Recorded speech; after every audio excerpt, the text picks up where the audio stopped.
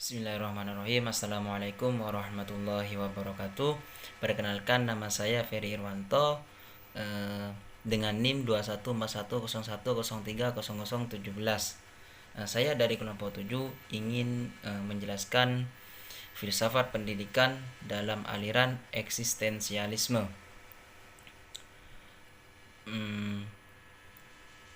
Apa itu filsafat pendidikan dalam aliran eksistensialisme? Menurut sejarahnya, munculnya aliran eksistensialisme ini berawal dari suatu krisis yang sangat hebat pada waktu itu.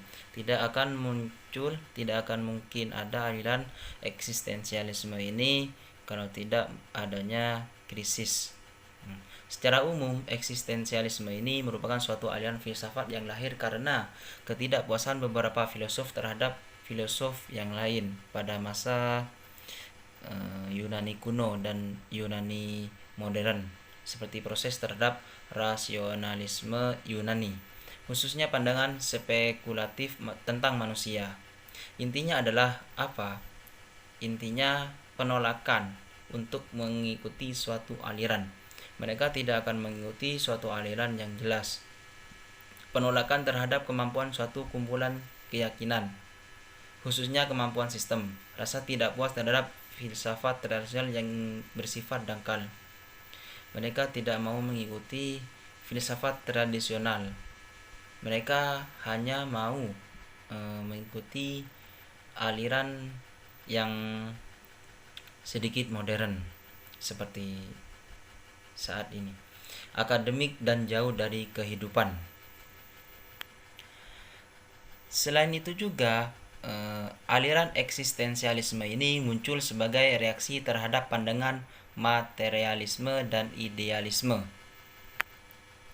Selain itu juga munculnya aliran eksistensialisme ini juga didorong oleh suatu dunia secara umum, terutama dunia Eropa Barat. Nah, pada waktu itu kondisi pada umumnya itu sedang tidak menentu akibat terjadi peperangan. Di mana-mana terjadi krisis nilai. Manusia menjadi orang yang gelisah, merasa eksistensinya terancam oleh ulahnya sendiri. Begitu. Manusia melupakan individualitasnya. Dari sanalah para filosof berpikir dan mengharap adanya pegangan yang dapat mengeluarkan manusia dari krisis tersebut. Para tokoh atau para filosof berpikir untuk bagaimana cara manusia itu dapat mengeluarkan dari krisis yang terjadi pada saat itu. Berikut adalah tokoh-tokoh atau filosof aliran filsafat eksistensialisme.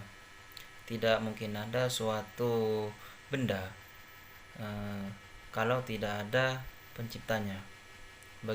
Begitupun juga aliran eksistensialisme ini tidak mungkin ada kalau tidak adanya filosof, ya.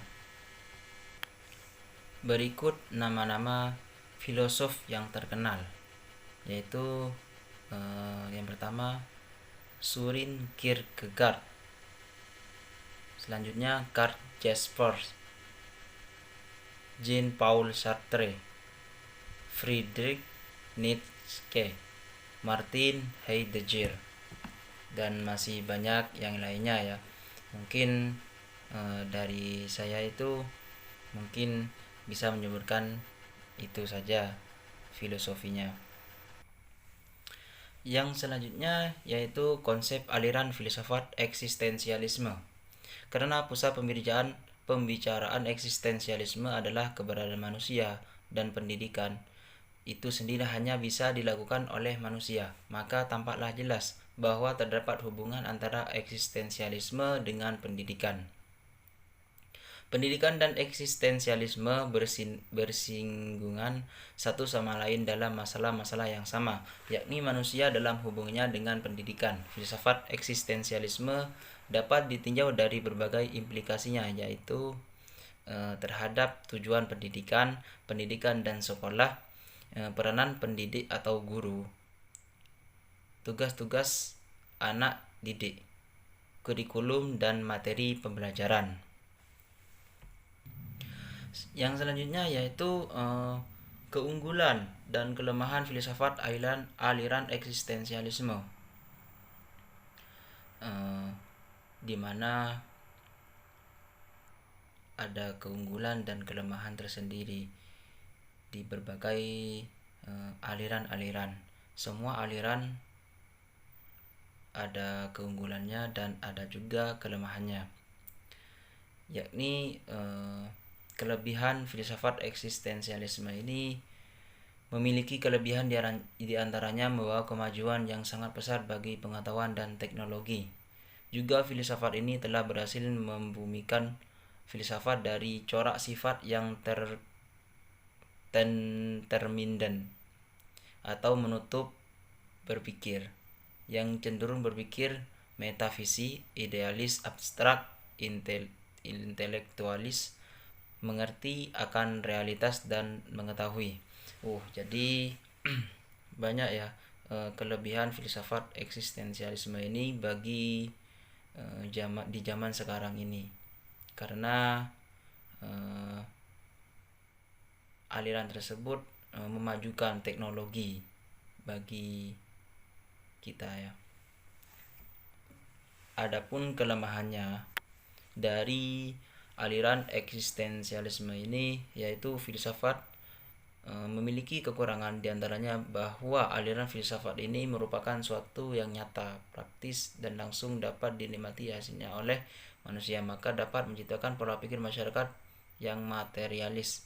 Filsafat ini juga mendewakan kemampuan akal dalam mencapai kebutuhan hidup dan menyangkal realitas dan kesungguhan perkehidupan antar manusia.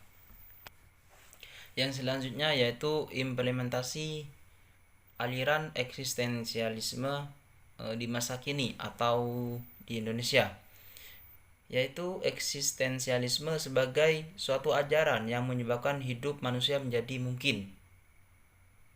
Yang kedua, eksistensialisme juga merupakan suatu ajaran yang mengonfirmasi bahwa setiap kebenaran dan setiap tindakan itu mengandung di dalamnya sebuah lingkungan dan suatu subjektivitas manusia. Yang ketiga yaitu aliran eksistensialisme ini lebih condong kepada individu atau perorangan.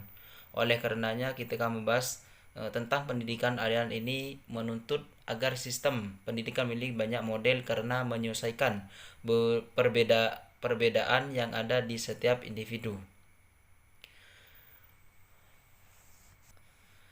Selanjutnya, aliran eksistensialisme ini percaya bahwa ilmu dapat memecahkan segala masalah yang ada.